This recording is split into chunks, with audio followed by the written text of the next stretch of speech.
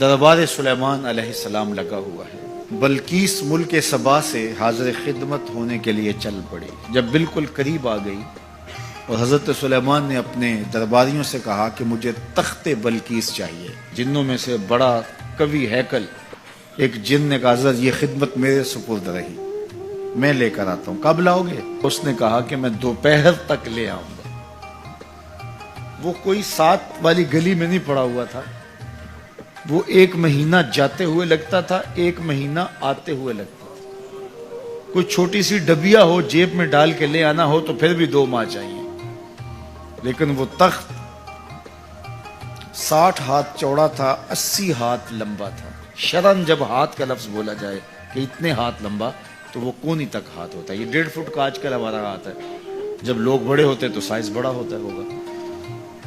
تو بغیر کسی مزاحمت میں اس کو کاٹ کے بھی لانا ہو تو سال چاہیے، لیکن وہاں تو پہلے کھڑے ہیں۔ تو جن نے کہا کہ میں دوپہر تک لے آتا ہوں۔ بہت بڑی پیشکش تھی نا، لیکن حضرت سلیمان نے کہا نہیں، مجھے اس سے بھی پہلے چاہیے۔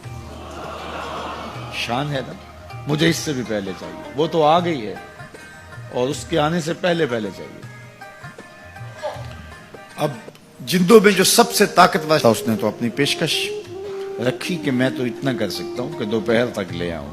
تو ایک شخص کھڑا ہوا جس کے سینے میں کتاب اللہ کا علم تھا، اور وہ آپ کا امتی تھا، آپ کا مقتدی تھا، آپ کا غلام تھا۔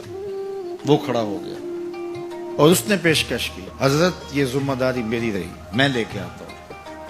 میاں وہ جن تو دوپہر تک کا وقت دے رہا ہے، تم کتنی دیر میں لاؤ گے؟ آصف بن برخیہ جواب دیتا ہے، انا آتی کا بہی قبل ان یرتد الیک طرفک، آپ آنکھ بعد میں جھپکیں گے، تخت پہلے پڑا ہوگا۔ حضرت سلیمان نے بھی آنکھ نہیں جھپکی، تخت سامنے پڑا تھا۔ بے ساختہ پکار اٹھے، ھذا من فضل ربی، یہ میرے رب کا فضل۔ اب حضرت سلیمان علیہ السلام کے ایک درباری، آپ کے ایک مقتدی اور آپ کے ایک امتی کو اللہ نے یہ طاقت، توانائی اور شان دی ہے کہ 1 مہینے کی مسافت پہ پہروں کے حصار میں پڑا ہوا اتنا بڑا تخت آنکھ جھپکنے سے پہلے دربار میں حاضر کر دیتے ہیں۔ ہیرے اور جواہرات اس تخت کے ساتھ جڑے ہوئے تھے۔ لوگ تو وجود کے تحلیل ہونے کی بات کرتے ہیں، قرآن میں نظیر موجود ہے کہ اس کا ایک موتی بھی نہیں ٹوٹا۔ حضرت امام فخر الدین رازی علیہ رحمہ فرماتے ہیں، جب حضرت سلیمان کے مقتدی کی یہ شان ہے کہ آنکھ جھپکنے سے قبل اتنا بڑا تخت حاضر کر دیتا ہے، تو جس امام کے پیچھے مسجد اقصی میں حضرت سلیمان خود نماز پڑھی، اس مقتدا کی شان کا عالم کیا ہوگا؟ جب ان کے امتی کی یہ شان ہے تو پھر امام الانبیاء کی عظمتوں کا عالم کیا ہوگا؟